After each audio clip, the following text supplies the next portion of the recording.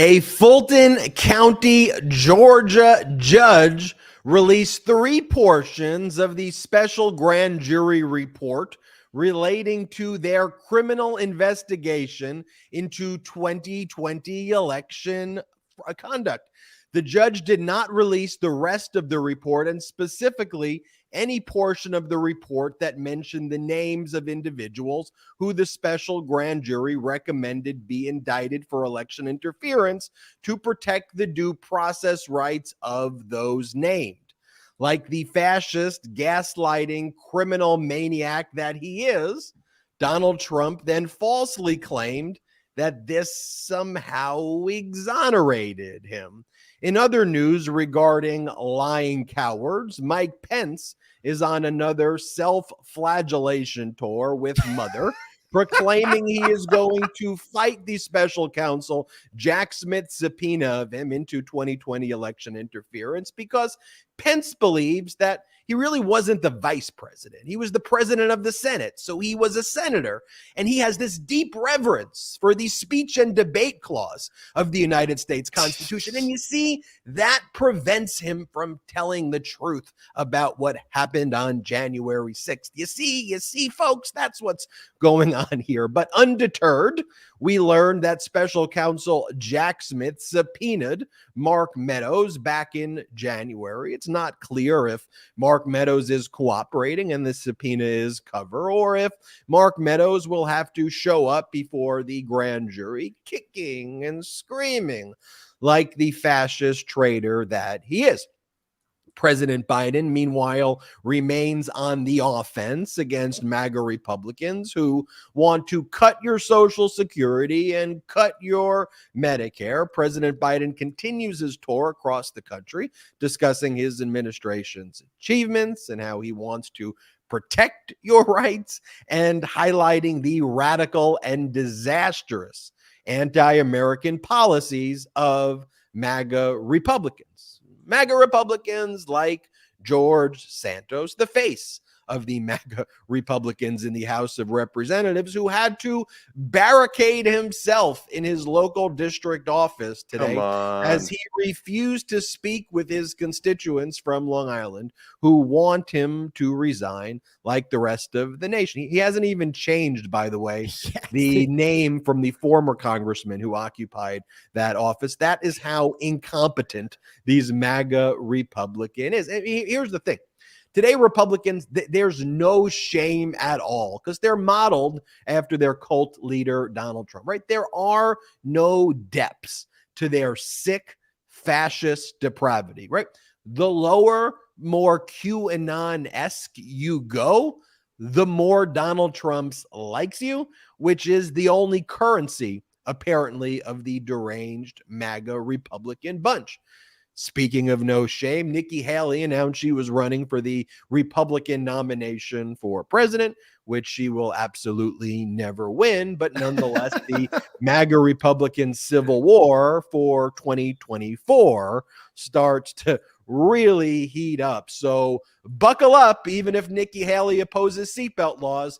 This is the Midas Touch podcast. I love that you guys don't see the script that I do before, so you are authentically laughing. I love it. I try to make it.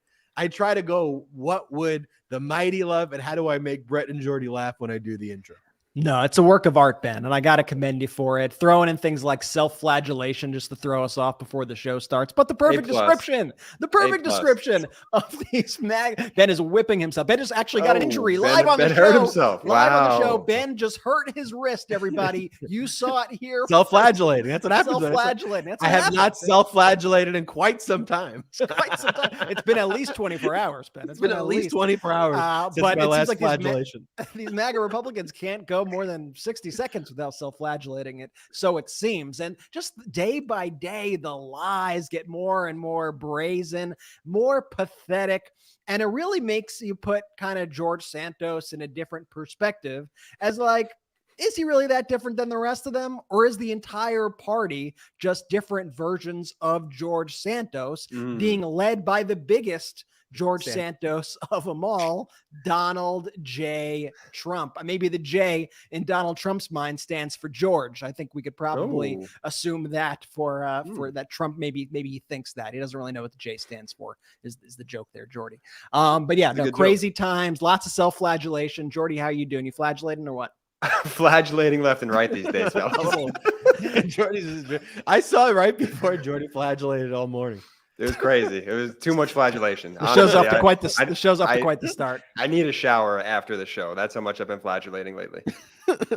That's great. Well, how are you doing otherwise, Jay? No, I'm doing really well. I really like flagellating. It's fantastic. No, I'm doing good. I'm excited for today's show. I just want to let our audience know too. So when people leave comments in the YouTube chat right now, and then also the YouTube comments after the show, that's really me responding, because I have a picture that doesn't have my photo that I use on my phone, and then I have one that I use on the computer. And so I've noticed some people responding that, hey, this is a fake Jordan. I'm gonna block you. Don't block me. It's me. But let me know why. Also, let me tell everybody why. And this is a warning to all the Midas Mighty out there who go to our YouTube channel. There is a fake Ben, and Ben never comments from his name. There is a fake Ben. There are fake accounts that call themselves Midas Touch, and if you click on them, you will see they have like 0 subscribers or 5 subscribers, and they will tell you to text them at a certain number on WhatsApp, or we will never tell you to text. We will never tell you to text us on a WhatsApp ever.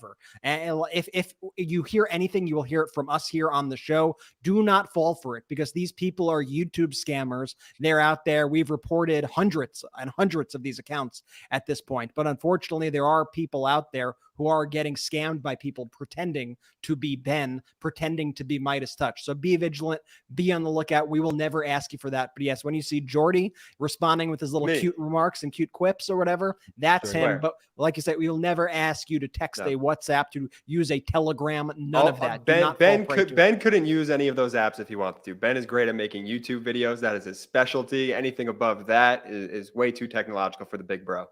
Okay, off to a nice little insult there. Let's go into we're talking about scammers. That's a good segue into Donald Trump and his scam and gaslighting and disinformation. So let's talk about what happened today, right? So earlier in the week, we talked about how Judge Robert McBurney was going to release 3 portions of the Fulton County Special Grand Jury Report.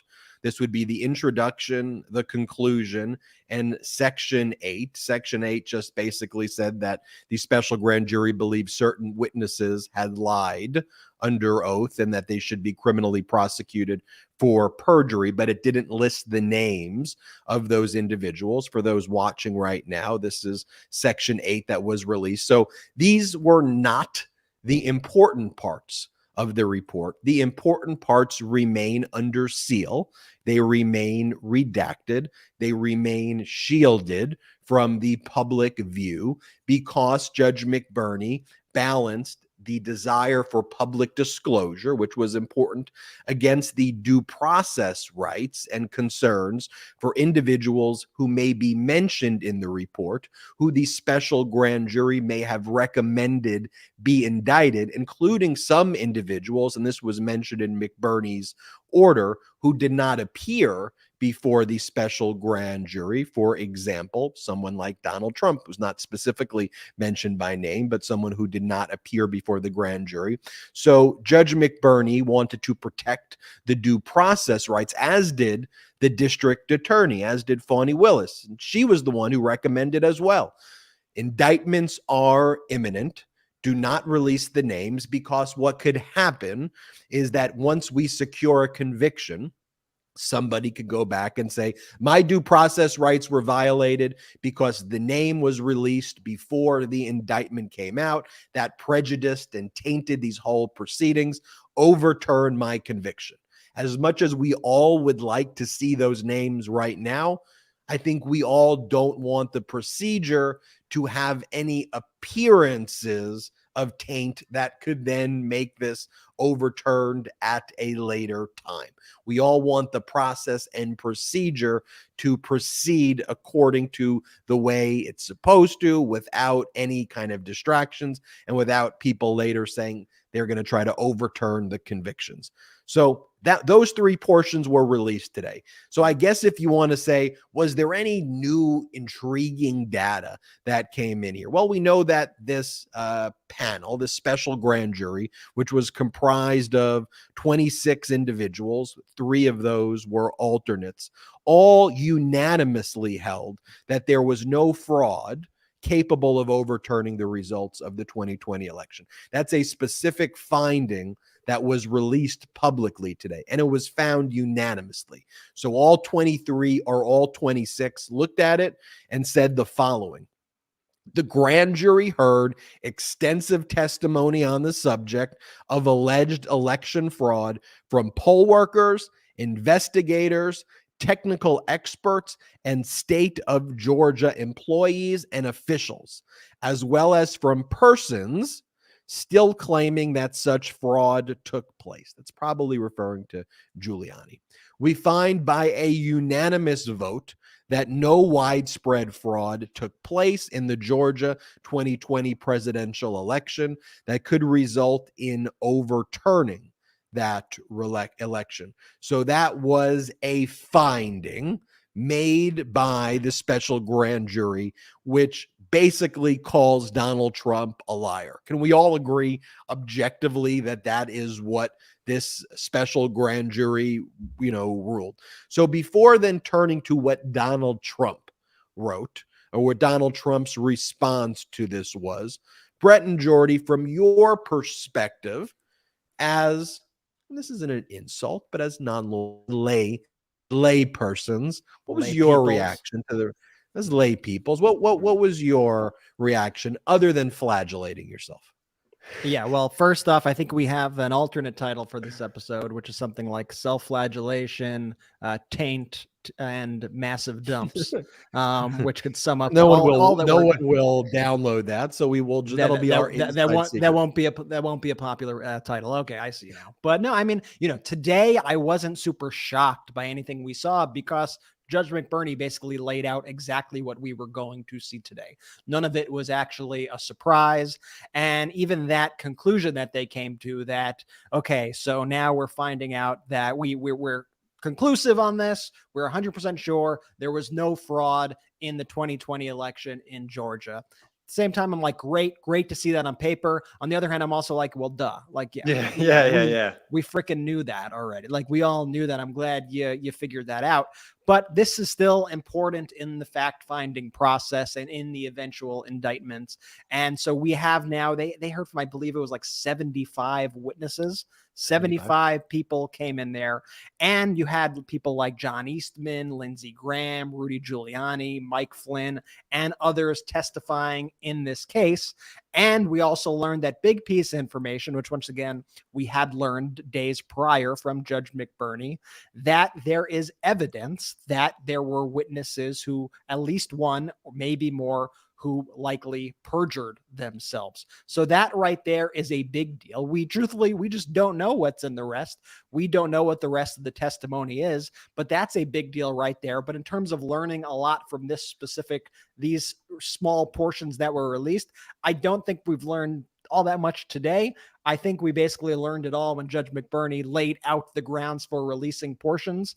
And today was just confirmation of exactly what he told us was coming. Absolutely. It was sort of a no duh kind of moment there where we all knew this. I think it's fantastic for the historical context of this because, we're living through this right now, but I want to make sure my grandkids know. I want to make sure they truly understand, and their grandkids understand just how crazy of a time this was. So to have it formally now through the courts that they're basically calling him a fraudster there, I really appreciate it. And can we just also appreciate the name McBurney? Do you guys feel the McBurn? I like that. Let's make that a thing. There's weekend at McBurney's. I mean, not really. I mean, they're saying that there are some witnesses who committed perjury. We don't know who those witnesses are, but I guess to the point of your legal analysis, I'll rehabilitate it slightly, that they were calling some individuals fraudsters there, although we don't know the individuals' names. I do want to mention, though, that what we do know in the other pages that we don't have yet, this was an 8-page report, was that there were recommendations on indictments. And how do we know that? Because on page 1 of the report, though, it also says, following is the final report on the special purpose grand jury. We set forth for the court our recommendations on indictments and relevant statutes, including the votes by the grand jurors. This includes the votes respective to each topic indicated. The total number of grand jurors who placed a vote on each topic has been indicated on each section.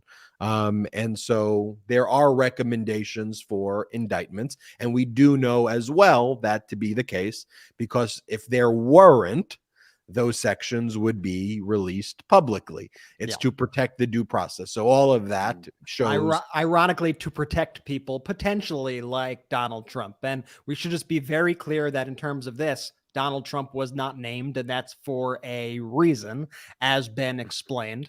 And it's important that we don't bend the truth also. And like I saw so many people today take that comment that there are indictments that are, recommended by the report, and then start tweeting out or making memes about the Fulton County DA just recommended indictments for Trump. No, she didn't. And that the special grand jury, that didn't happen. I don't know what that serves. I don't know what it helps. I'm going to be respectful right now, like President Biden at the State of the Union, and not name names. But I saw plenty of accounts out there trying to hype news that isn't fake, but there is good news in here. So it's like, why even bother? Why stretch the truth when there is good news? By the way, there could be in the pages, there likely is, if you want to follow the data, you can say that it indicates that there could be a possible recommendation for an indictment of Donald Trump. Remember, the special grand jury does not have the power to indict.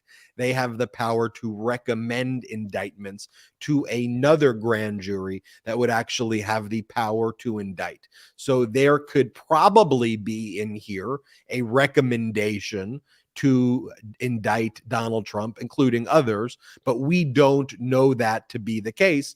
But we do know that the names of Trump and others, to the extent they're listed in here, the due process concerns to protect their identities at this phase is the reason that we don't know, to protect the due process rights, Brett. And Judge McBurney, as Ben said, just to reiterate the point, said that this is, quote, especially true for people who didn't even have the chance to appear before the grand jury. So one can surmise that, they got all of these people to appear before the grand jury, high-level people. There was one noticeable absence who did not appear before the grand jury, one Donald George Santos Trump, who it's nice. Just called a callback, Jordy. It's called a callback. It's a callback right there. Yeah. It's a callback, but the J and the G, I lost track of that joke. Just if I'm being the joke is, I think Trump once said, or it's been an ongoing joke, that Donald J. Trump, and the J stands for genius, is something that. Wow, that's a real callback. Wow, okay. Because if you saw my face when my face as well, Ben, and my face as well, I was like the J and the G. Said, why? I don't understand it. I don't. The people are with me. The commenters, they know. Listen, this isn't. The are much smarter than myself when it comes to those. They're up on it, and I was reading the Washington Post article about this, and I immediately sent this portion to the brothers when I read it, because I found this. What was that? I said, just show off. You just read. I was reading. I know. I just read articles. I know. It's pretty wild. But in this Washington Post article, it was talking about the release of the Fulton County Special Grand Jury report. And it stated, last month, Trump's Georgia-based legal team implied in a statement that there had been no formal contact between the former president and his legal team and Fulton County prosecutors. We have never been a part of this process, the attorney said. Now, this is the part that I found a little interesting, just kind of buried in there. But they did not respond when asked whether Trump had been given notice that he is a target of the investigation. I found that very fascinating, because I feel like they would brush that off right away if it was absolutely not happening. So I think it's interesting. And I think the Washington Post, I think they included that aspect in there on purpose. And I think it was just an interesting nugget that I think if you were just reading that quickly or skimming it, you may not have picked up on, but I found that to be a unique little piece of information. So here's the thing. Donald Trump's response on his social media platform with the ridiculous avatar face where he desecrates the American flag. This is the one where he goes, "Thank you to the special grand jury in the great state of Georgia for your patriotism and courage. Total exoneration. The USA is very proud of you." You can't get more disinfo, gaslighting, weird than that. It's the exact opposite. And here's the thing, to the point that you made, the names of those who the special grand jury recommended be criminally indicted was to protect the due process rights of people potentially like Donald Trump, people who want to destroy the United States Constitution, but who then use and abuse the due process protections they are afforded in our Constitution to then spread disinformation. And let me tell you the tactic here, though, that Donald Trump wants to do. What he wants to do is basically try to get Fani Willis or the judge or someone to basically come. He's trying to bait someone because Trump wants to play the victim, right? So he wants some leak to come out. Maybe it's from one of the members of the special grand jury, but he wants someone to basically say that's not true. He's in the report, right? That's what he's actually trying to manufacture. So then that he could then go, my due process rights were violated. I can't be convicted. Overturn it. So that is the setup. I want to be clear. Part of it is spreading disinformation. Sure. Part of it is that. The other part of it is a tactical move. And you have to really get into the mind of somebody like that. With my experience as a civil litigator, as someone who's dealt with those types of personalities before, I know what he's trying to do right there. He wants to bait a statement to then invoke the due process protections that protected likely his name from being released to then claim he's being treated unfairly. That's It's a really, is there someone there in your room, Brett? I see you're looking, you're smiling. Is there like a party going on? What's going on there? What's going on in your house? There was someone wandering around my yard, and so I was trying to figure out what the heck was happening. Sounds dangerous. Did you solve that, yeah. Brett? You solved the issue? Yeah, feels like something you should figure out. I think I got it under control. Can I tell you what the J in Donald J. Trump stands for? Actually, it stands for jagoff, is what it stands for. Oh, bringing back that Pittsburgh swag there, Jordan. Pittsburgh. Gotta love it. I think that's a really unique, interesting, and well-informed perspective by you, Ben. Because one of the things I was thinking of also is he wants to kind of muddy the waters and say, look, they exonerated me. And then if there are charges, he gets to go, you can't reverse course. How dare you try to reverse course? But it's also just the tactic that he's done, like with everything. Like you said, he takes advantage of the way that systems work. He takes advantage of flaws in institutions and even the way institutions are designed to protect people and to protect guilty people, innocent people, you name it. He pinpoints those pressure points and he pushes as hard as he can in them. So in this case, he knows that they cannot release the names, that they've decided that for due process reasons. So he's using that to claim total exoneration.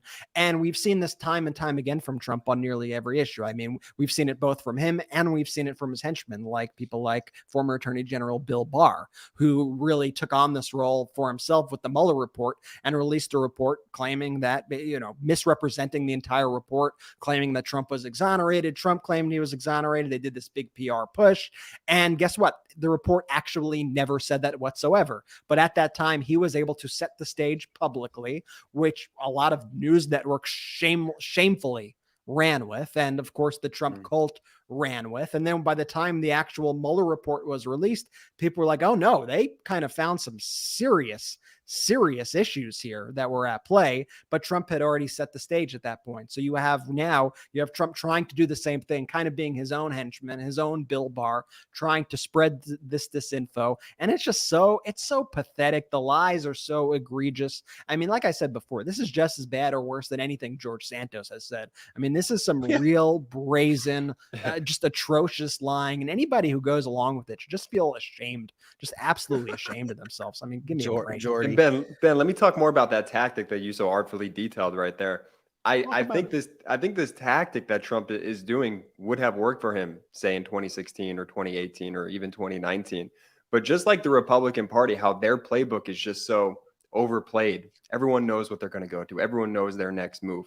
I think that's the same thing directly with Donald Trump and how he reacts to these situations. Right now, everybody knows he's going to go to his true social platform and put out some ridiculous, crazy rant. Doesn't make it any better, but at least we know how to deal with the toddler in chief or the former toddler in chief. I'll say this: we do, the we being the pro-democracy community, the Midas mighty. But do you think if you turned on, I won't name drop right now, large media networks, do you think they're saying what we just said? Do you think they're showing Trump's post? Absolutely or do not. you No. or do you think that they're giving this context? I'm sorry, I don't think that. So we are the change, right? And I don't mean we like us three. I mean we, the pro-democracy community. Yes. You watching this, we are the ways, to Jordy, to your point, to say you're not fooling us anymore. We're not being gaslit here. And when we talk about gaslighting in a little bit with former Vice President Pence and his statements, this is so unprecedented. I would never want a separation of powers. You know, when I see Pence now, I think he's doing, I think you do a better Pence than Pence even does now, or he's trying to imitate your impression of himself. I'm going to do some, everybody, I'm taking out, I'm self-flagellating. Let's go. I'm about to take out a double whip and I'm about to flagellate like crazy. But I want to show you this, Don. I want to show you this other part that Donald Trump wrote that was part of his statement. He goes, the long-awaited important sections of the Georgia report, which do not even mention President Trump's names, have nothing to do with the president because President Trump did absolutely nothing wrong. The president participated in 2 perfect phone calls regarding election integrity in Georgia, which he is entitled to do. In fact, as president, it was President Trump's constitutional duty to ensure election safety, security, and integrity between the 2 calls. There were many officials and attorneys on the line, including the Secretary of State of Georgia, and no one objective, even slightly protested or hung up. President Trump will always keep fighting for true and honest elections in America. First off, you're not the president. Okay, you're not President Trump. You are the former guy who was a freaking fascist traitor who almost completely destroyed our country. But while you were there during that time period, you humiliated our nation and will forever be a total disgrace. Yes, Travis, I do. That's what I do. Like, no, you're doing great. You're doing fabulous. Yeah. But what's with that sign off there? Is the bar for a good call that nobody hung up on you during the call? And also because he had said that, I guarantee they probably hung up on him during the call. Well, we heard the call. So we heard the call, but you get a call from a president at the time who's extorting you and basically saying, find me the 11,800 votes, Brad, or bad things are going to happen to you. You know, Brad on the call is basically like WTF. Right. Raffensperger's like, what are you talking about? Like, there is no election fraud. Somebody found it effed up enough that they decided to tape the call. Record it. Yeah. But to clarify, that's kind of what I mean. Like, who knows? Like, if there are other calls that could have potentially happened that weren't, recorded because. Sure, there could be other ones. Also, I like your point though, Jordy. I think but the point that I think it's like, okay, so the only way your call in your mind would be unlawful is if they hung up on you, because all he does is hang up the phone on people. Like, he's a maniac. He doesn't, again, there's no depths to his depravity, and so he's like, they didn't hang up on me, so they must have liked it. You wanted that because you didn't hang up, and then he goes, the long-awaited important sections. Like, again, every statement, everything is a lie. These were not the important sections, so it's just a constant stream of lies. Kim Jong-un, Putin-esque, but you have to give the context that we gave though here for you to understand that. Brett, I know you got a point. I'm ready for my Pence imitations. So what you got? Oh, it's not a big point. It's just like it's become so normalized that we gloss over the fact that he refers to himself in the third person and everything. President Trump did this. It's a weird, like, imagine if I went around all day being like, and Brett Meiselas says, you'd be like, dude, that's a little weird. Let's reel it in a little bit. Let's reel it back. We're getting a little odd. As I said with Cohen on our new podcast, Political Beatdown. By the way, everybody subscribe to the Political Beatdown, search wherever you get it with audio with Mike Cohen. I said, look, what we have to stop doing is gaslighting ourselves that this is not weird. Like, yes, we can't, like, when you see what we're about to talk about with Pence, we have to say, look, that's traitorous, that's despicable, but we also have to, honestly, we have to say it. Like, these MAGA Republicans are weird.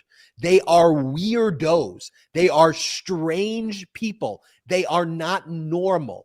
And they are bizarre people, and they are criminals too. They are fascists. There's all of that, but we have to also be like, these are bad people. These are weirdos. They do weird stuff. They're like George Santos. They do despicable stuff. And you're going to see right now with my impression that I'm about to do of former Vice President Pence, how he plans to say that because he is okay. First, let's do this quick ad break for Jordy. Then you'll see my former Vice President Pence impression. Play this. I'll be right back in a moment. Our next partner is AG1 by Athletic Greens. Now, I take AG1 by Athletic Greens literally every day. I gave AG1 a try because I wanted better gut health, boosted energy, immune system support, and I hated taking pills and vitamins and wanted a supplement that actually tastes great. I take AG1 in the morning before working out, and it makes me feel incredible and just ready to take on my day. When I take AG1, I know I'm doing something good for my body, like giving my body the nutrition that it craves and covering my nutritional bases.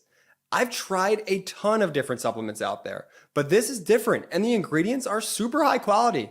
I got started with AG1 because I used to take all these different pills and gummies, and frankly, what I was taking was expensive, and I didn't even know if it was good for me.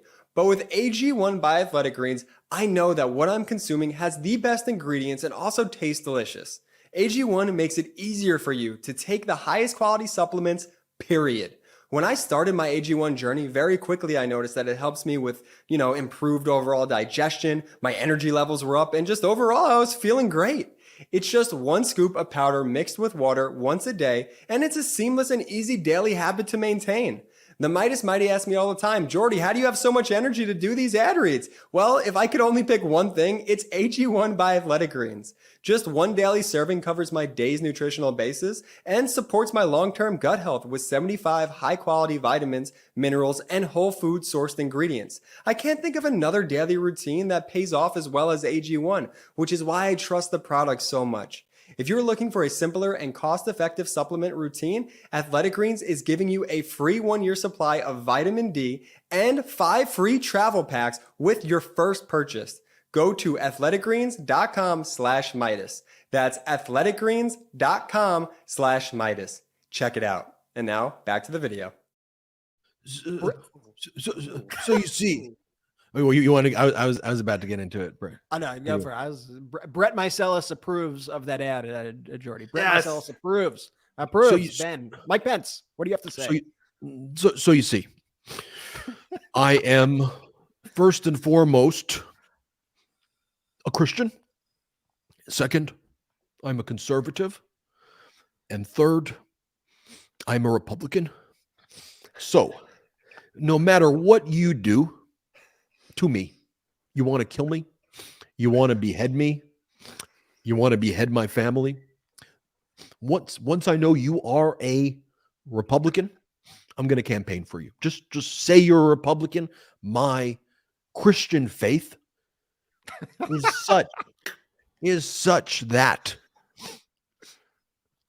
I'm going to have to support that, because there are bigger things.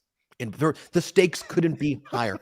I mean, he says things like that, and then today, when he's talking about, objecting to how he's going to fight, I'm going to have to fight this thing. Okay.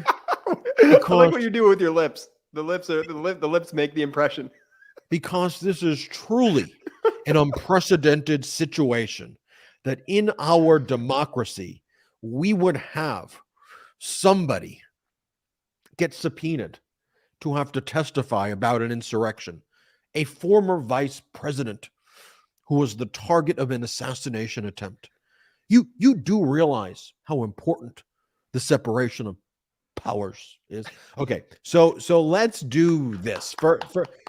Thank you. So first, let's play former Vice President Pence today, though, when he's asked by a reporter. By the way, I like that the reporter kept on asking the question. Okay, basically, you have this whole BS thing about separation of powers. You claim the speech and debate clause, which protects senators and Congress members from having to testify about legitimate legislative activity that they say on the House floor and natural extensions of the House floor. So because you claim that in your ceremonial role as the president of the Senate, that you are basically a senator right now, what? So this is what he said today to the reporter, where the reporter says, so, okay, then why don't you just voluntarily show up? Like, you've written books about this. Like, why not just do it under oath? Watch Ben Mysalis, Pence. Is this the Von Hilliard one, or is this the other one? The one from today, the one where he goes, Von Hilliard. If your legal challenge holds up, you would still have the opportunity to voluntarily go and testify to the Department of Justice. And when we're talking about serious allegations of potential, an effort to defraud the U.S. government and overturn a presidential election, why is your testimony he looks just like Ben not compelling to the Department of Justice, but also to this country's Wait for the justice list. system? Well, I think the issue here is whether or not a vice president who served as president of the Senate should be subject to a subpoena to appear in court. But would you voluntarily? The Justice Department has under an insisted. agreement? The Justice Department has insisted on that and on reserving that right in the event this were a matter that would go to trial. And we just simply made it clear to them we think it is not only unprecedented, but it's unconstitutional. And so we'll. Would you be open to voluntarily? But I will tell you, sitting with the look, Department of Justice? as I've said, I've written extensively about this. I've spoken extensively. It's different than going under oath. Well, no, the Justice Department has been involved in an extensive fact-finding effort, and in my judgment, this principle of separation of powers is that important. If we were to accede to accept a subpoena for appearance before a grand jury or in trial, I believe that would diminish the privileges enjoyed by any future vice president, be that Democrat or Republican. And I simply will not do that. The Constitution is it's the foundation and the bedrock of not just our government, but in so many ways. It is the foundation of the republic. And in every sense, I think we've got to, as I did on January 6th, I stood on principle, disappointing many people on the right. I will stand on this principle of the separation of powers enshrined in the Constitution itself.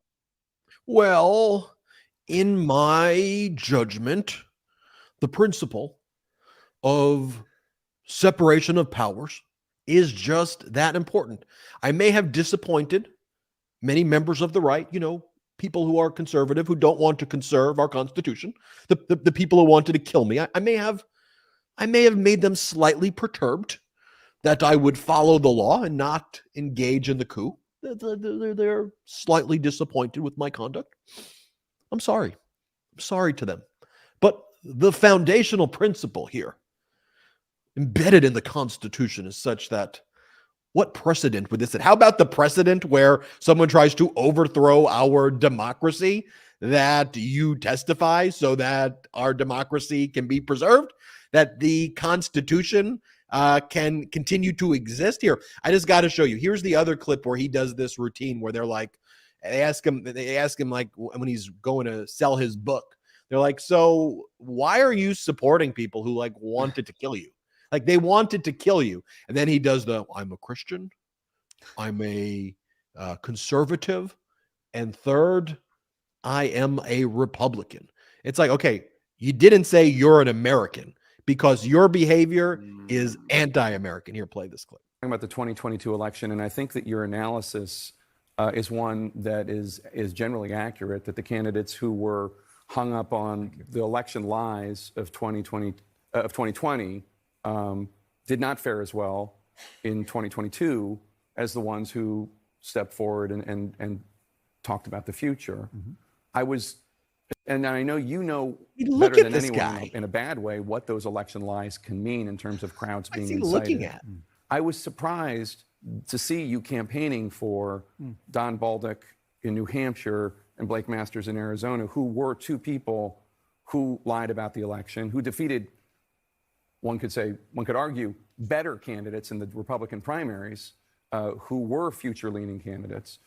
Why did you endorse them? Why did you support them? Why did you campaign for them? Well, you know, I've often said I'm a Christian, a conservative, and a Republican in that order. But I'm a Republican.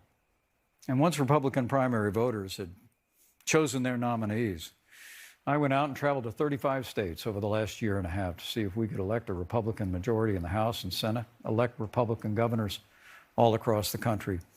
It didn't mean, as it hasn't meant in the past, that I agree with every statement or every position candidates that I'm supporting in the Republican Party have taken, but I was pleased to do it. And I mean, they're idiots. Like that. Like we need to look at that and not just say that's wrong, which Right. it is. We also need to be like, what the hell was that? Like that is weird. Like you are a weird man, Pence. Like get away from anything that has anything to do with me, my family, and my community, because y'all are a bunch of lunatics. Get the hell away from my family, please, you sickos. Sickos. He's another actor. You could see how rehearsed his lines are. I was how gonna say rehearsed that. his So true. movements are with his pointing and his looks and his stares. Like it's all so artificial. And I'll tell you, Mike Pence, something that maybe Mother is too afraid to tell you. You will never be president. You will never be president, and you are not a hero. Stop trying to position yourself as some sort of hero. You did the bare minimum. You did your ministerial duty on that day. Nothing more, nothing less. And I could guarantee, had it been easier for Mike Pence to do the wrong thing in this case, he would have chosen to do the wrong thing. I think if he saw a pathway to actually keeping Donald Trump in office, he would have kept Donald Trump in office. Mike Pence is no hero here. And, oh, this is unprecedented. Yeah, it's unprecedented for a president of the United States to try to orchestrate a coup against the United States to overthrow the government. That is what is unprecedented. And the nerve of this guy to try to use the Constitution to try to act like he is being faithful to the Constitution by not helping put away somebody who was involved, who orchestrated a coup against the United States. That's what they always do too. They use something. They use American iconography. They use American symbolism. They use the Constitution, the founders, whatever it is. They use it all and they weaponize it for things that are the most anti-American things possible. And that is such a disgrace. And Pence, of course, has been trying to have it every which way at every stage of the game. He gave the January 6th committee a hard time, refused to testify. And at that time, he was firmly in the executive branch. At that point, it was executive privilege, executive privilege. Now the DOJ comes a knocking, and he knows damn well, because it's been proven time and time and again in court, that those executive privilege arguments are not going to hold water. They're not going to hold up one bit. So he switches. He goes, actually, I'm part of the Senate. Actually, speech and debate clause.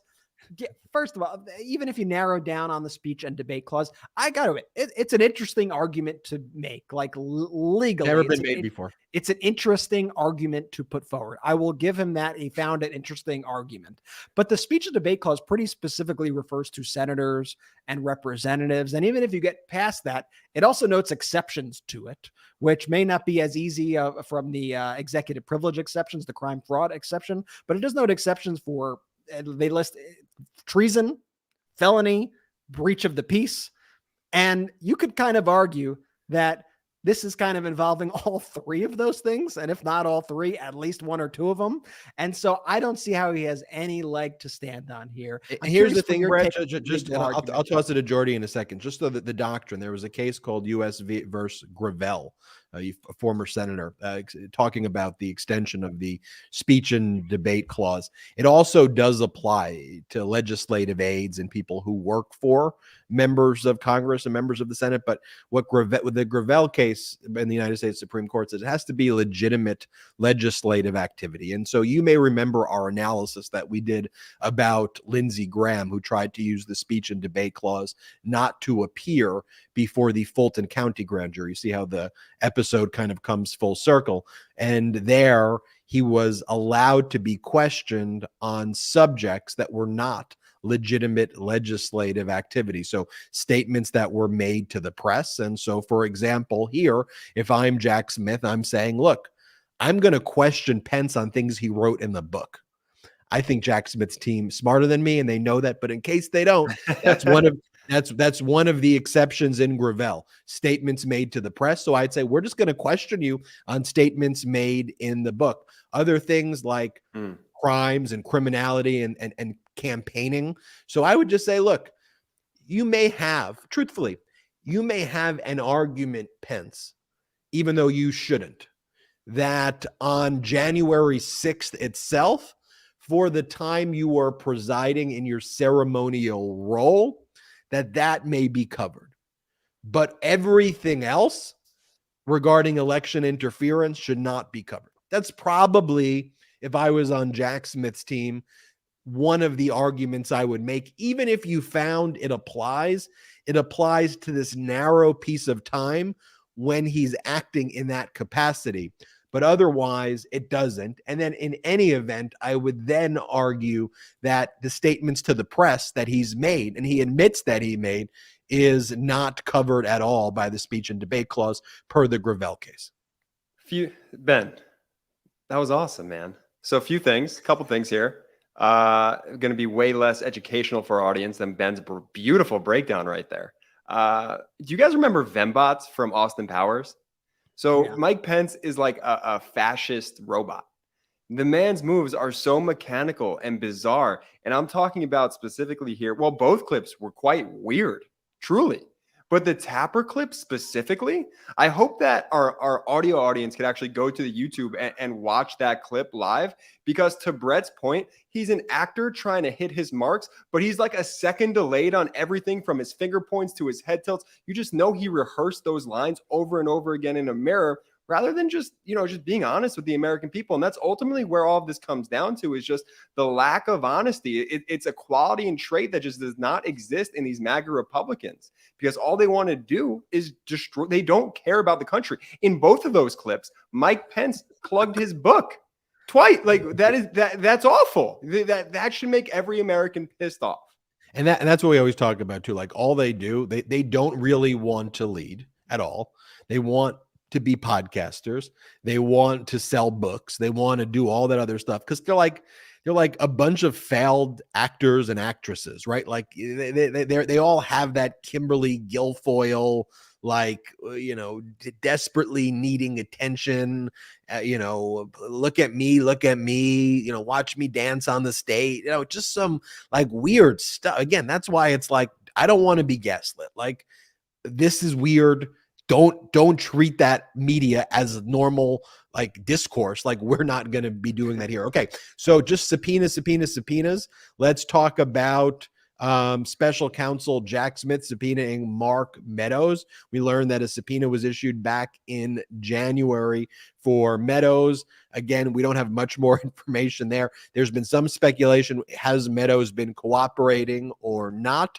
I think we will know soon based on Meadows' posture in response to the subpoena. Sometimes a subpoena like this will be used as cover for people who are cooperating. Let's not forget that Meadows turned over back in 2021 about 2,000 plus text messages to the January 6th committee. He then stopped cooperating. He then filed a lawsuit against the January 6th committee. He lost that lawsuit, but was able to basically run out the clock. He doesn't have a speech and debate clause objection that he can make. He can try to assert and claim that Donald Trump's asserting the executive privilege. We know that before the criminal grand jury in Washington, D.C., federal judge Beryl Howell, who presides over all the criminal grand juries, she has consistently denied Donald Trump's executive privilege objections, forcing people like Pat Cipollone and Patrick Philbin and Mark Short and Greg Jacob, all these top Trump officials and Pence officials, to testify twice before the criminal grand jury because those objections were raised the first time. We know Stephen Miller later testified, and there was no executive privilege, as far as we know, challenge there. We do know, though, there are 8 current actions taking place, though, before Judge Beryl Howell, that Jack Smith is fighting. The Trump world is putting up all of everything that you can imagine they are fighting. And to some extent, one of the problems, is that someone who we talked about this earlier in the show, someone who wants to abuse the Constitution, abuse the privileges, abuse our country. A former president has a toolkit that no other American has, that they could claim all of these privileges and try to delay. And that's what Donald Trump's doing. That's what these MAGA Republican fascists are doing. They are trying to rip to shreds our system from within because their privilege to overthrow our country is no longer safe to them anymore. So that's what's taking place. And just so you know, when you go, oh, what's Jack Smith doing? Like, he's fighting all of these battles every day, and undeterred, he keeps on winning these battles. But it's like, Jordy, I guess to your point with the bots or whatever, or you go to a Matrix example with Agent Smith, like, these MAGAs, and one of the things about fascism in general, historically, is that there's a reason you call it a death cult, right? Because these people don't have the same considerations that the rest of us have, right? The rest of us, we want to have dinner with our family and read books and go to movies and watch a ball game and have a hobby and do things that bring us love and love people and feel loved, right? But not the MAGAs. What do they want to do? They want to go to cult rallies and just be freaking weirdos, right? And they are relentless. They're okay with, they cheer on global pandemics because they're sickos, literally and figuratively. That's who they are. And so it's just a relentless Agent Smith style assault on democracy. So what do we do in response to that? We have to expose it. We have to call it out. We have to stay vigilant. And we have to, frankly, be supportive of very competent people like Jack Smith. One more point I want to raise, though, on the subpoena part of this episode, which is, and this is a funny one, and we'll see what happens, though. So the Proud Boys, in their trial, have subpoenaed Donald Trump. And there have been a number of other people in insurrection trials who have tried to subpoena Trump and have failed. This case is before Judge Kelly right now. There's 4 or 5 of these Proud Boys, Enrique Tarrio and Biggs and a bunch of others who are being subpoenaed. But let's not forget, Tarrio, the leader of a terrorist organization, the Proud Boys, okay? He was invited to the White House on a special tour to meet with leaders on December 12th of 2020. Last minute invite to an undisclosed location. Wow. I'm in awe. My dogs are in awe right now of this. We're all angry about this. How could that be? I'm with you, dogs. I'm with you. I'm angry about this. Do we, they're pissed, my dogs. Do we have the other photo? Yeah. This right here is where this is the residence right here. Never thought I'd be here. Hashtag Trump 2020 from the leader of a terrorist organization. Like, it'd be like Clinton inviting Timothy McVeigh to the White House before the Oklahoma City bomb. Like, it's not an exaggeration how disgusting that is. And of course, we then know at the Willard Hotel, leave it to the MAGAs just to desecrate a beautiful hotel in Washington, D.C. They turned it into the hub for the insurrection. And you had people there, Trump's inner circle, who were communicating with Proud Boys, coordinating the insurrection. So these people have these Proud Boys, these terrorists, these terrorists have actually a real claim to subpoena Trump. He's he is kind of someone who would be needed in their case in a way, or could be admissible evidence. Yeah. And the Department of Justice used the stand back and stand by in the opening statement. And what the Proud Boys are saying, if we're criminals, which you are, if we're terrorists, which you are, he's our co-conspirator. So he should be here too. And that's the basis of them subpoenaing Donald Trump. That hasn't really been widely Would that reported. be the most poetic justice moment of all time if the Proud Boys were the ones to take Trump down? And I think, it's worth saying, I want to raise 2 points on this. The first, I'm going to go back to Meadows for a second, because I think what folks also have to know about Mark Meadows and why he is so important. Obviously, he was Trump's chief of staff, but Mark Meadows was at the center of all of these criminal investigations, all these federal criminal investigations. I mean, not only was Mark Meadows the hub of communication surrounding January 6th, we've all seen those text messages, and you could rewatch the January 6th coverage or Google it if you haven't. But Mark Meadows was communicating with everybody around January 6th, on January 6th, people sending him panic messages, people like Ginny Thomas sending him messages, oh, God is with you at our great, glorious, dear leader, whatever the heck she was saying. Yeah. So not only was he at the center of that, but Meadows was also the designee by the National Archives to handle the return of the Trump documents. So he stands right in the center of the Venn diagram between the documents case and the January 6th case, which makes Meadows super important. Now, the Proud Boy. Do you have something to say about Meadows? Because I'm going to go into the Proud Boy. Real quick, isn't it fascinating that we were talking about Meadows a bunch on the show on Monday and all of this news broke? I'm not saying anything. Listen, Meadows has been a very mysterious figure throughout all of this, because as we've seen subpoena after subpoena,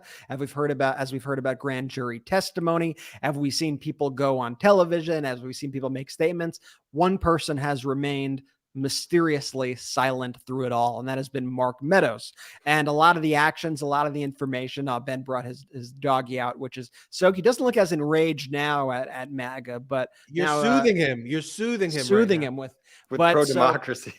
Yeah, but also a lot of the intel that we've heard that Jack Smith has seems to be information that only a person like Mark Meadows could really know when you hear about the questions that he's been asking witnesses. So there's a lot of reason, and I'm not saying this is for sure, it's pure speculation, but there's a lot of reason to believe that somebody like Meadows could be cooperating, even in spite of the subpoena, which Ben said could be as cover, or he cannot be.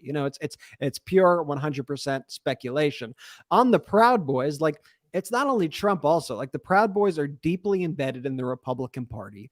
And I think it's not talked about enough how the Republican Party has so closely intertwined themselves with a domestic terrorist organization. The Miami-Dade Republican Party, their leadership is all Proud Boys. Don't believe me? Google it. There's a New York Times article that explains how all the Proud Boys run the Miami-Dade Republican Party. It's pretty messed up stuff. And I'll show you some photos right now for those watching. You have photos of Enrique Tarrio, the head of the Proud Boys here, with a very inebriated looking Don Jr. You have him with Ted Cruz. You have him with Roger Stone. And I could have brought up dozens and dozens and dozens of photos of Enrique Tarrio, of other Proud Boys with prominent Republicans. It's a scourge in the Republican Party. They embrace these domestic terrorists.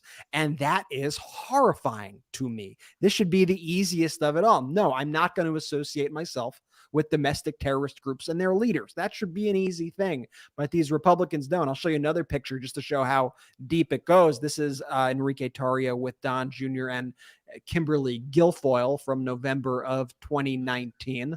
This is a Facebook post from somebody, I guess, in the Proud Boys, associated with the Proud Boys. It says, our very own Rigoberto Tarrio with Kimberly Guilfoyle and Donald Trump Jr. That's a Facebook post. So just to show you how entrenched the Proud Boys are, how entrenched these domestic terrorist groups are, not only with other militia groups out there and other extremists, but the Republican Party, which has become a hub for these extremists and a place where they could take their extremism and launder it in this official capacity into the running of the United States government, which is the ultimate scary aspect of it. Mike Pence, what do you have to say? Well, in my judgment, they may be terrorists. They may be. But my question is, as I consult my Christian faith, is, are they Republicans? Because if they call themselves Republicans, then I'm going to campaign for them. I am going to say that the Constitution is made to protect these fine terrorist Republicans. That's basically how he would respond. We have a lot to talk about on this episode, including breaking news of another MAGA Republican Congressman, Andy Ogles. This is just breaking the water. Come on. You got to tease it, Ben. You can't say who it is. Yeah, come on. Don't say what he's MAGA done. Republican who completely lied about his history will be back with exactly what he lied about, and you'll have to find out who exactly it is. But Ben just gave it away. So Not Andy Ogles, but watch Jordy do an ad read, and we'll be right back. And now let's take a quick break to talk about our next partner, Lomi. Now, I've never been able to compost before. It was always too complicated, too much work, and frankly, I don't think I even knew exactly if I was doing it right. Then I got a Lomi. Lomi allows me to turn my food scraps into dirt with just the push of a button. Lomi is a countertop electric composter that turns scraps to dirt in under 4 hours. There's no smell when it runs, and it's really quiet. Thanks to Lomi, I have way less garbage each week. My family, we're down from 3 bags per week to just 1. And here's something pretty cool. My wife, she recently started gardening, and we've been able to use the dirt that Lomi produces to help fill the garden. And since I got my Lomi, I throw out way less garbage. That means it's not going to landfills and producing methane. Instead, I turn my waste into nutrient-rich dirt that I can feed to my plants. I feel so great knowing that I'm composting and creating soil instead of waste. And I have basically a limitless supply of dirt for my garden. The other week I had my in-laws over for dinner, and the food cleanup process was such a breeze. Plus, they all think I'm super eco-conscious now. If you want to start making a positive environmental impact or just make cleanup after dinner that much easier, Lomi is perfect for you. Head to lomi.com/Midas and use the promo code Midas to get $50 off your Lomi. That's $50 off when you head to lomi.com/Midas and use promo code Midas at checkout. Food waste is gross. Let Lomi save you a cold trip out to the garbage can. And now let's take a quick break to talk about our next partner, ZBiotics. You ever skip a workout because of drinks the night before? Well, me too. If you're committed to your healthy routine this year, you need ZBiotics. ZBiotics Pre-Alcohol Probiotic is the world's first genetically engineered probiotic. It was invented by PhD scientists to tackle rough mornings after drinking. So here's how it works. When you drink, alcohol gets converted into a toxic byproduct in the gut. It's this byproduct, not dehydration, that's to blame for your rough next day. ZBiotics, it produces an enzyme to break this byproduct down. It's designed to work like your liver, but in your gut where you need it the most. Just remember to drink ZBiotics before drinking alcohol. Drink responsibly and get a good night's sleep to feel your best tomorrow. The first time I tried ZBiotics was on vacation with my wife. As instructed, I drank a bottle of ZBiotics before any alcohol, and I was amazed at how good I felt the next day. Give ZBiotics a try for yourself. Go to zbiotics.com/Midas to get 15% off your first order when you use Midas at checkout. ZBiotics is also backed with a 100% money-back guarantee. So if you're unsatisfied for any reason, they'll refund your money, no questions asked. Remember, head to zbiotics.com/Midas and use the code Midas at checkout for 15% off. Thank you, ZBiotics, for sponsoring this. And now back to the video. Back to the show. Okay, this breaking over the wire. Newly elected Tennessee Congressman Andy Ogles, a Republican, of course, allegedly invented his entire past and resume. He allegedly lied about being an economist, his college major, the nature of his work at a think tank, being in law enforcement, being an internationally recognized sex trafficking expert, because, of course, being the COO of an being the COO of an international organization. This comes from the intellectualist who broke this story, and all reporting is courtesy of also News Channel 5, the local news in his district as well. So that brings Santos, that brings Ogles, Anna Paulina Luna. Yeah, you got Luna, who made up her life as well. You know, Why? what? You know, Why? it couldn't have been a more Brett, one perfect- word response. What do you got? No, I'm not being rude. I was trying to play a game. Sorry. Flagellate. That came off like a Flagellate. jerk. I'm sorry. No, I mean, I'm not one word. I don't know, but what I'll say is, what I'll say is, it's so very fitting that we started this episode by saying that the Republican Party, really just all of them are liars, and all of them are the party of George Santos. And while we're doing the podcast, we get word that yet another Republican completely lied, made up their resume. I mean, the Anna Paulina Luna, that representative, I mean, she said that she had Jewish heritage, and it turned out that her grandfather fought for the Nazis. Like it's always like so like. Comically, Her whole shtick, horrifically, though, it's like totally performative. Also, like people were like, "Well, she actually used to support Obama, and then she basically like changed up the whole shtick." And then like, I won't even go there. But the bottom line is like, you look at them, Santos and now Ogles, like they're all like playing dress up. Yeah. Like it's all this fascist pretend act. Here, play this. This is not play this. Show this. Santos today. This is at the at his district office where a bunch of constituents showed up and like, can you resign, please? So it says Congressman Thomas Suozzi, who was the congressman for the 3rd congressional district before Santos. Suozzi challenged Governor Hochul in New York in the primaries. And so ceded his seat. And then the primaries, the Democratic candidate was Zimmerman against Santos. By the way, that's the congressional district technically where I interned for back in 2003. Legitimately, I actually interned for that congressional district when it was Congressman Steve Israel, who was the predecessor to Suozzi. And Israel ran, I think, the DCCC at the time as well. But that's why it says Suozzi. And so Santos is so incompetent that he couldn't even change the name to what it is. Well, Ben, it's just another alias now. It just added to the list. Maybe he's pretending to be. It's true. Maybe he's pretending to be Tom Suozzi right now, the former member of Congress from that congressional district. But he barricaded himself into the office. Come on, because constituents showed up at the office and wanted to talk to him and tell him to resign.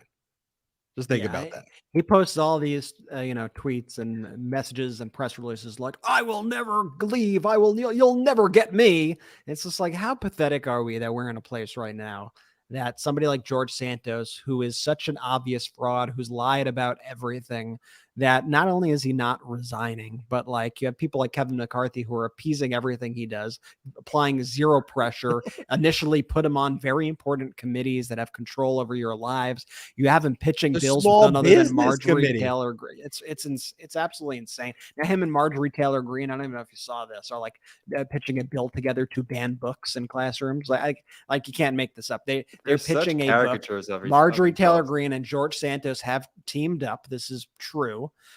To introduce a bill that will ban books that have LGBTQ themes nationally across the United States. That's the party of small government for you right there. They want to ban books. They want to target marginalized communities. And who is the face of this? Marjorie Taylor Greene and George frickin' Santos. I mean, what a complete and utter clown show. Like, these people don't stand for anything. They don't stand for anything except for control. They want to control every single little aspect of your life, and all the talk about state rights this, states rights that. It's all BS. It's all completely BS.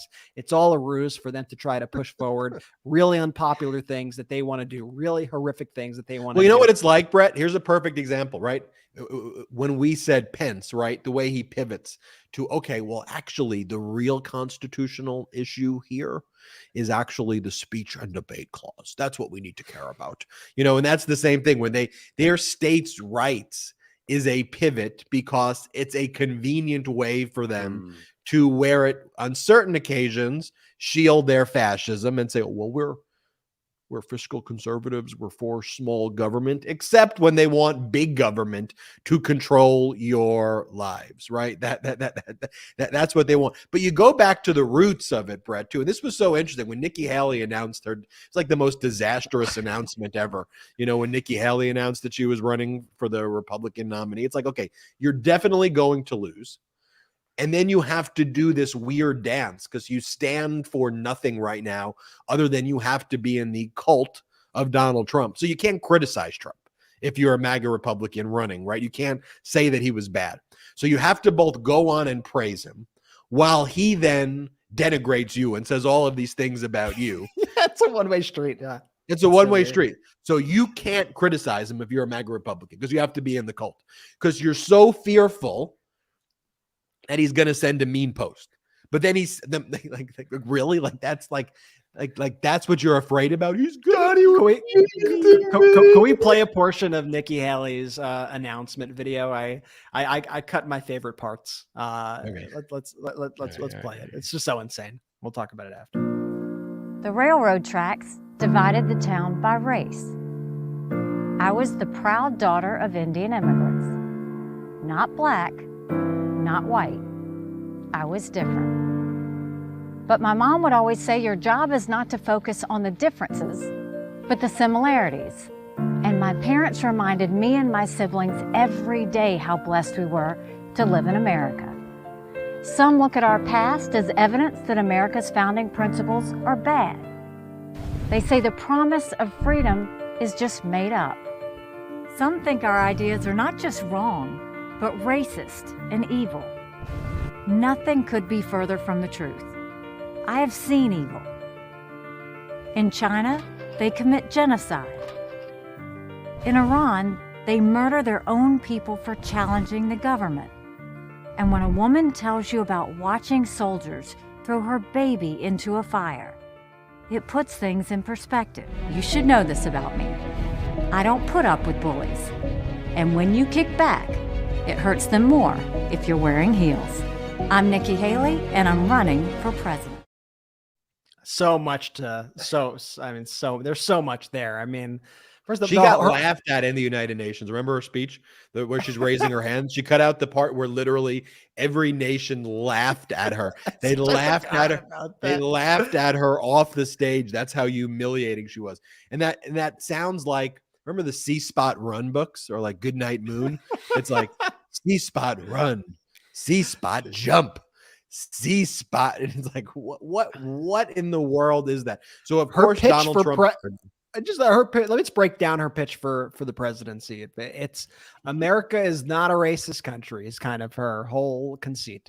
America is not racist, but even if it's racist, it's been pretty racist. It's not as bad as throwing a baby in a dumpster and killing it. That was, we think that's bad too. And yes, the human rights abuses in China and Iran are bad. Yes, I don't even know what connection she's trying to say. And then it's just like visual of AOC for some reason, just to scare people. What are you talking about? So real inspirational. Babies in dumpsters, genocide. So not as bad. Racism, not that big of a deal when you consider the genocide. So I don't think we had to compare the two. I think multiple things can be bad at the same time. It's just the most. I'll tell you exactly what happened. She thought she had a fire ending for announcement video with the heels launch. Thought that was like, oh man, this is aces, yo. And then she'd have to figure out how to fill out the other 2 minutes without saying literally anything. And so you get just word salad, which is a common theme that we continue to see anytime you give these MAGA Republicans a microphone. They just spew word salad because they have no real points. And to that point, Jordan, I mean, look, we'll talk about Biden in a moment, right? But you got Biden out there like talking about jobs. We need to bring manufacturing jobs back to the country. We are bringing manufacturing jobs. Nobody said it could be done. Here's the legislation I'm championing. Here's the CHIPS Act. Here's the PACT Act about how we're actually helping veterans who Republicans were fist bumping each other and celebrating because they were trying to deny them life-saving health care from being exposed to toxic burn pits, and Democrats provided the health care. Biden's talking about we are reducing prescription drug prices. Specifically, here's our plan. We've reduced the price of insulin per month to $35 and less per month. We are capping the costs associated with prescription drug prices for Medicare. We are addressing, we're making education more accessible and more affordable. Here's specifically how we're doing it. We're improving your working conditions. Let's tackle also kitchen sink issues as well. Let's talk about junk fees. Let's pass a bipartisan bill together called the Junk Free Prevention Act, which would prevent companies like cable, internet, phone, resort, ticketing companies from charging you extra or surprise fees. Guess what? By the way, that has overwhelming support. 75% of U.S. adults support that, and 73% of Republican voters. Massive bipartisan support for Biden's junk I'd like to know, fee. who are the 25% of people who are like, no, I want junk fees. Give me more junk fees.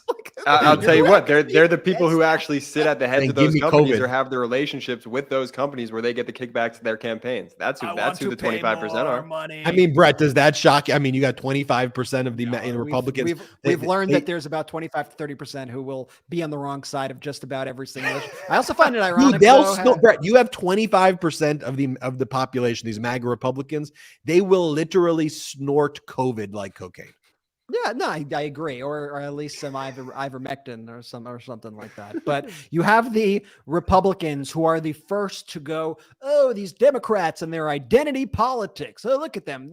They're just running because it's a woman or because this person is whatever. And they're the first people to try to run solely on identity politics. Nikki Haley is offering absolutely nothing, but her pitch on every single interview seems to be that I am a woman and I am not old. That's her pitch. Ultimately, that's their whole thing is anti-old too. Like that's her whole thing is like, we need to test the old people and see if they're competent. It's like, you guys are just saying, you're saying pretty hateful thing about people. Like, no, like it's actually bashing old. It's really strange. No, but no, that's a really good thing to pick up on there. Good in the sense that is happening in this country. There's an attack on the older population in this country by these crazy Republicans, whether it's stripping away their Medicare or Social Security or whatnot. And when it comes to just being generally ageist, it's like the only thing that you're sort of allowed to be like openly in 2023. It is truly a bizarre behavior that is welcomed in this country now. And you look at other cultures by the Republican Party.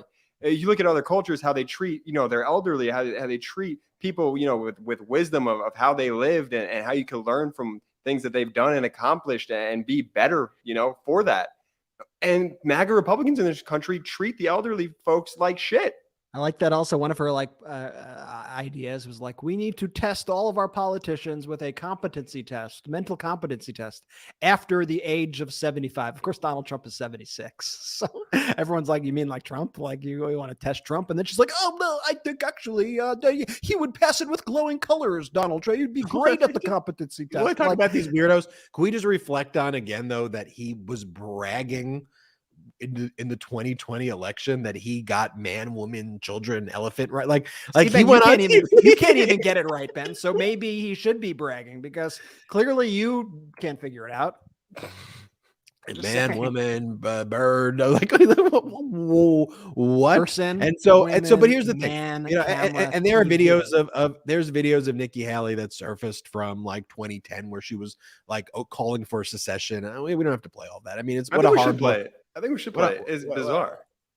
Okay. So this is a pro-secession group that's asking Nikki Haley, like, if she supports it and she's cool with it. And she's like, well, the Constitution says, oh, yeah, sure. Let's do it. Play this clip.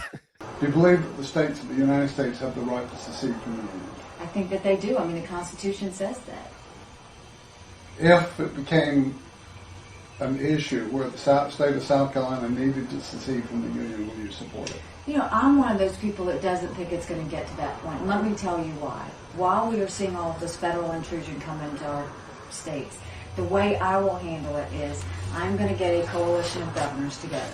that turns around, let's take the healthcare situation, for example.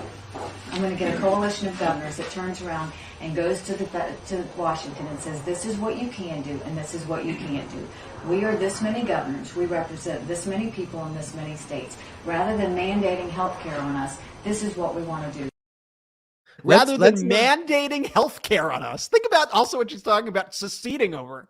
Rather than them making sure that we have healthcare, we are going to secede from the United States. But it shows you how also these politicians, especially in South Carolina, which of course plays a very important historical role in the Civil War. She has to appease these groups, these pro-neo-Confederate groups out there, which are popular in these states. Like she has to appease these factions in order to even become governor in the first place. And it's also obviously a complete misinterpretation of the Constitution.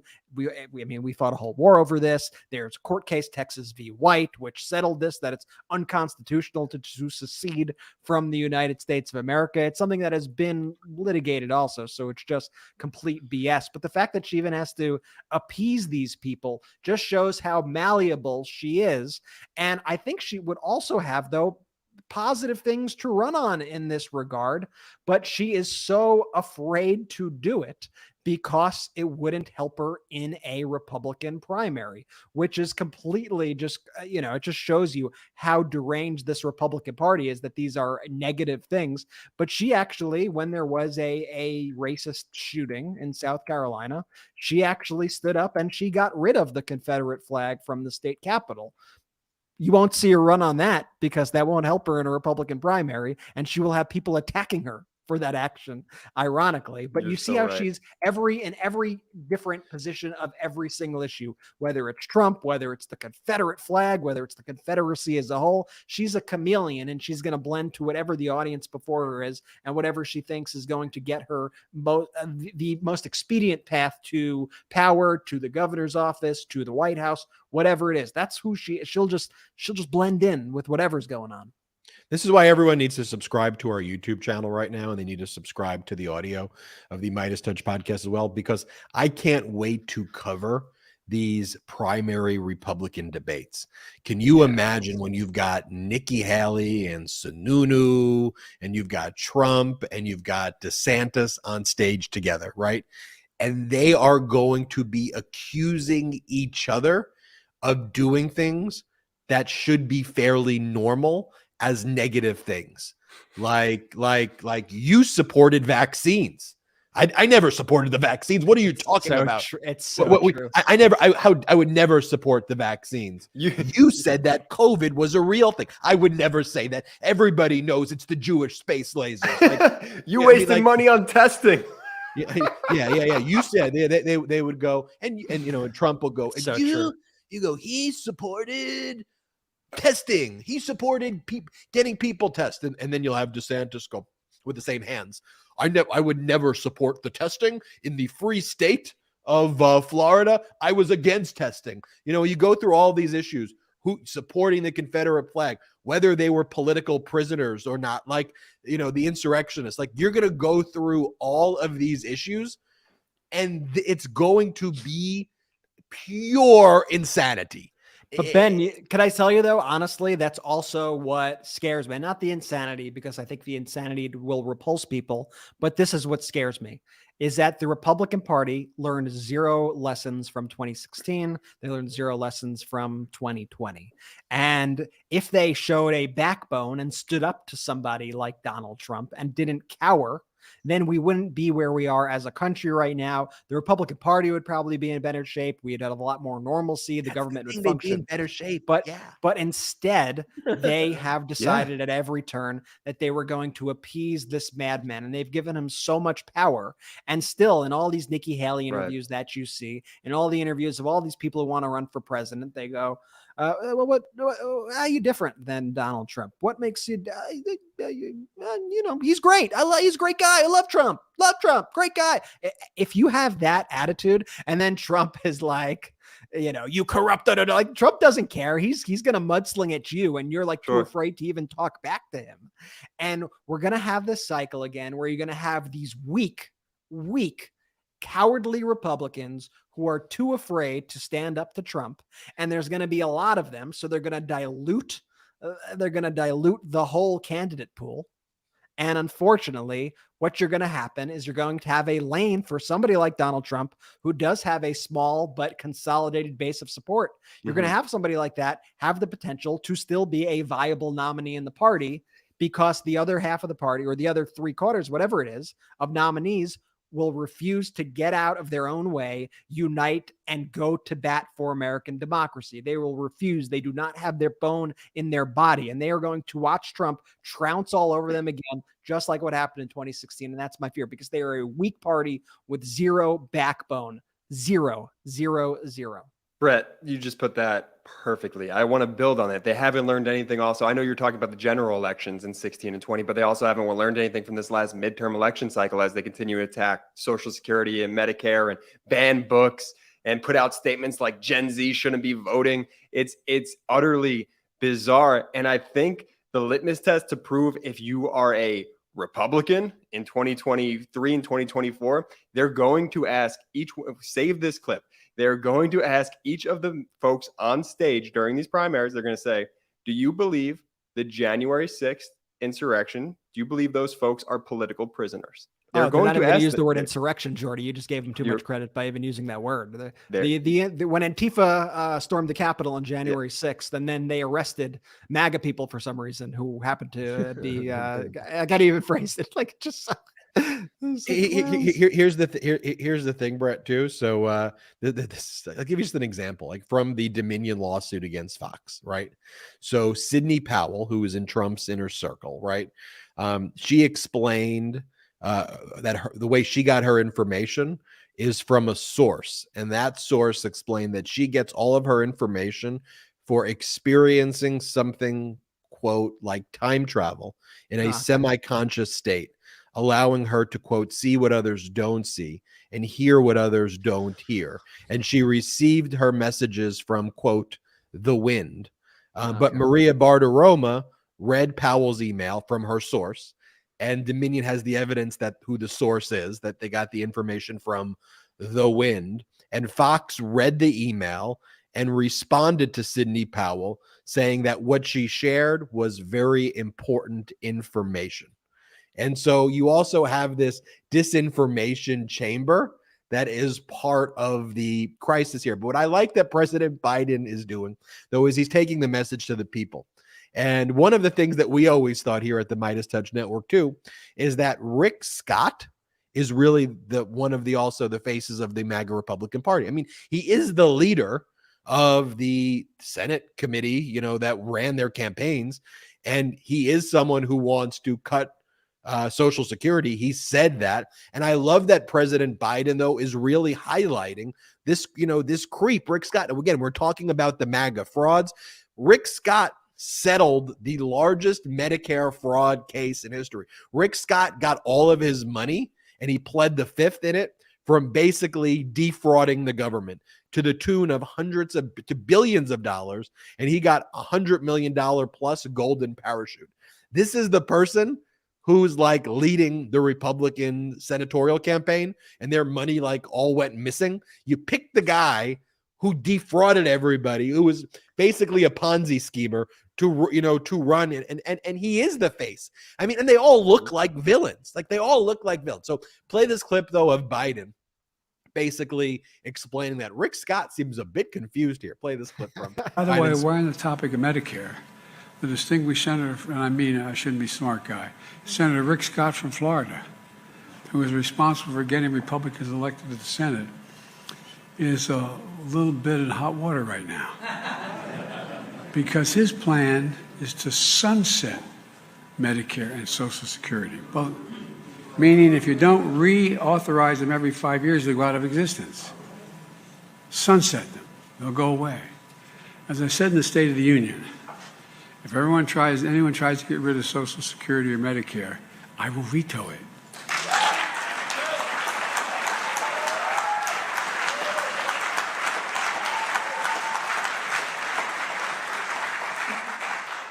If that's the Republican dream, I'm their nightmare.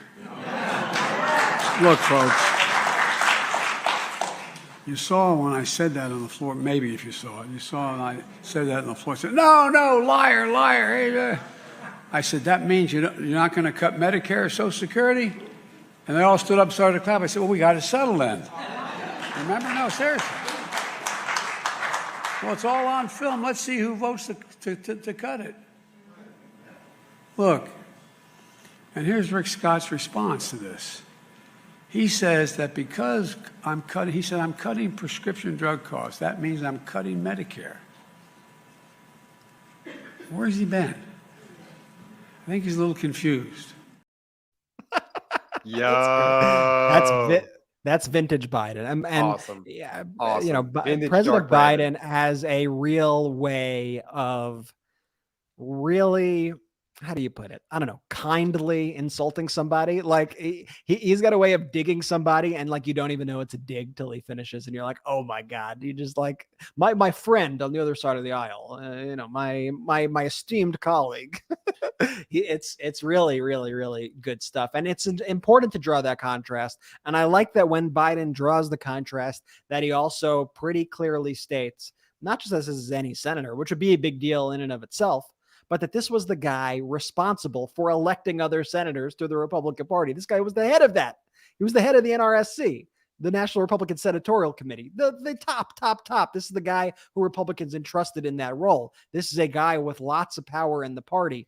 And the funny thing is, ever since Biden gave that State of the Union speech, and like he imitated in that clip that we just saw, then they were all like, liar, liar, I can't believe you would say such a thing. It's like they just go on TV now every day, and they continue to express their desire to cut Social Security and Medicare. Like they can't help themselves. Like Mike Pence, going back to Mike Pence, he went on Fox today to give his spiel about, I can't do it as good as Ben, but it was, you know what? We need to get rid of the New Deal, and we need to replace it with a better deal, And, you know, that means it's pretty good. We'll play this. What they're saying. We have to have a conversation about reforming entitlements in the days ahead. I think we can replace the New Deal programs with a better deal. I think in Social Security, you can keep all the promises that you made to seniors. You can, people that will retire within the next 20 years, no changes.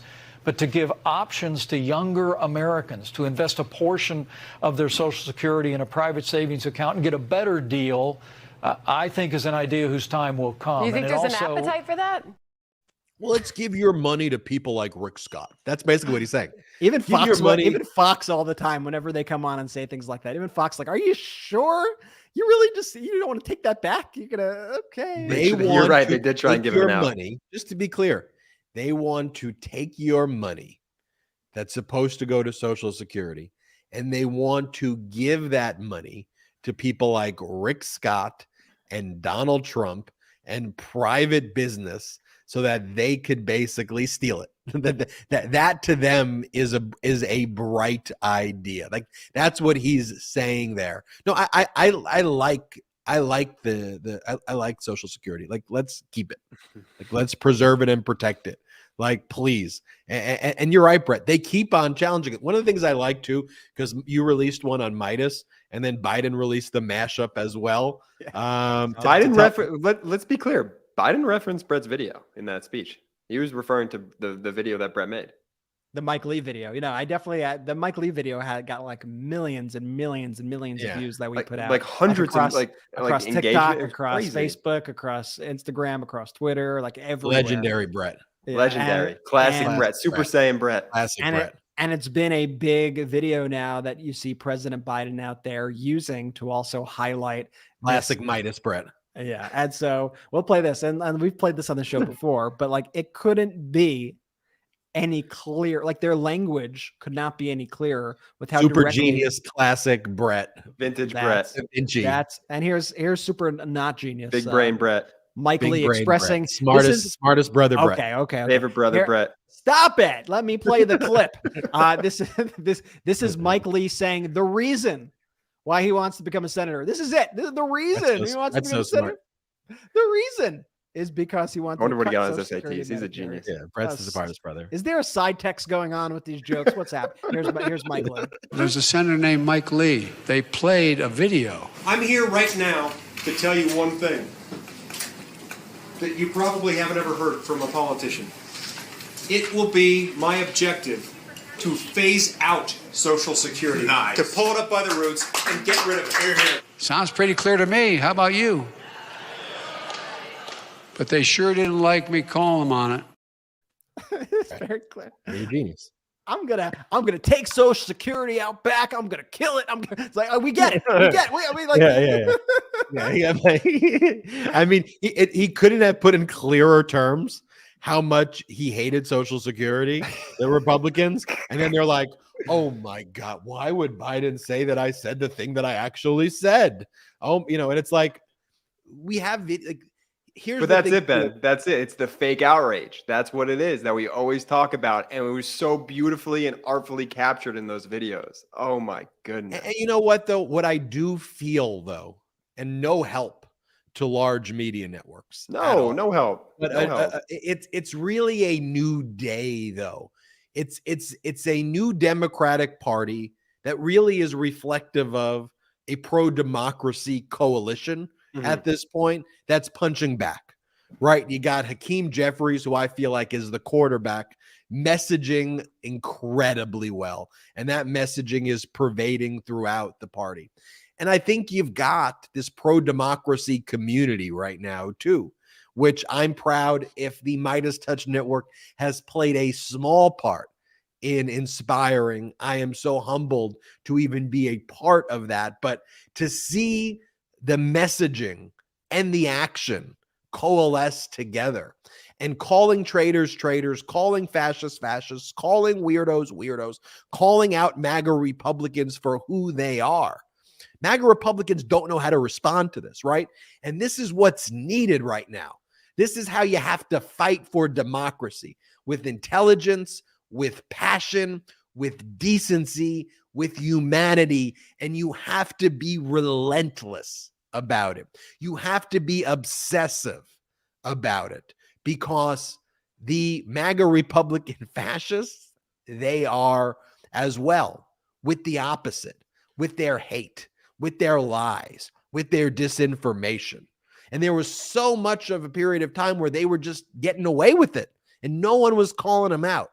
But it's so amazing that that has changed, and we are going to devote our lives to continuing to build the Midas Touch Network, continuing to build more shows, continuing to build out this podcast, continuing to break the news and break it down the way we do here, and hopefully change the game in how the media responds to and protects our democracy. To that end, we are 100% independent. So if you can, check us out at patreon.com/Midas Touch. patreon.com/Midas Touch. MEIDASTOUCH. There's different memberships there that you can join. So check it out as soon as this podcast is over. Patreon.com/Midas Touch. Go and get exclusive content there. We've got exclusive merch there, like the new Midas Touch water bottle that you can only get at our, there it is, Jordy's holding it up right there, that you get on our Patreon. Show the you also get first democracy side. Oh, yeah, that's you also that's yeah, no, pretty. it's a good looking bottle. We also have our first looks there, where you get things first there, and we also have exclusive podcasts there. You could also become a producer on one of the membership tiers of the Midas Touch podcast, and your name appears at the end of the show, and you'll get a poster commemorating that you are a Midas Touch honorary producer. You see all the producer names right there for those watching. That will always stay on our YouTube channel. So thank you to our honorary producers. So check that out, patreon.com/Midas Touch. We have no outside investors. That is how we fund these operations and all the new show offerings that we have. Subscribe to our audio as well. Search the Midas Touch podcast. That helps with our algorithm there. So please, if you haven't subscribed to the audio podcast as well, subscribe there, play the audio a little bit. It helps with our rankings in the audio. So check out Midas Touch Podcast wherever you get your audio podcast and leave a 5-star review there. Also, check out store.midastouch.com for the best pro-democracy gear. We've got Convict or Convict 45 shirts and so much more there. It's 100% made in America, 100% union made. It wouldn't be any other way when it comes to Midas Touch. So go to store.midastouch.com.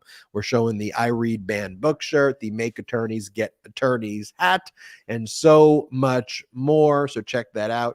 Person, woman, man, camera, prison, convict or convict 45 shirts. I love all of that. Also, check out Killing County on Hulu, executive produced by Colin Kaepernick, myself, and others at ABC and Hulu, about the crime, corruption, and cover-up that takes place in Bakersfield. Also, the highest police shooting deaths there, the highest crime rates, the highest homicide rates, and believe it or not, actually believe it, it's Kevin McCarthy's congressional district. It's doing really well on Hulu. If you haven't watched it, check it out and make sure you recommend it to friends, family, and coworkers and others. Killing County out on Hulu right now. Finally, I want to thank all the Midas Mighty out there. None of this is possible without you. Every morning, me and my brothers wake up so incredibly inspired because of you.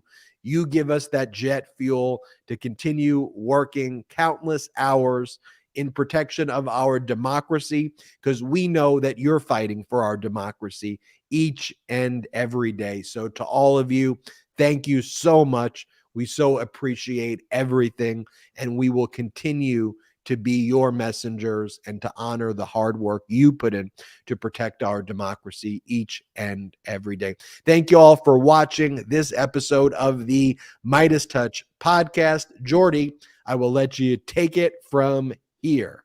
Shout out to the Midas Mighty!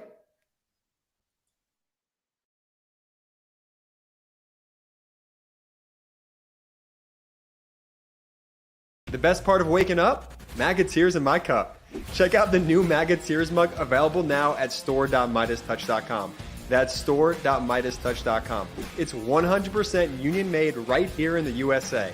I know I'm not tired of winning yet. How about you? Get yours today.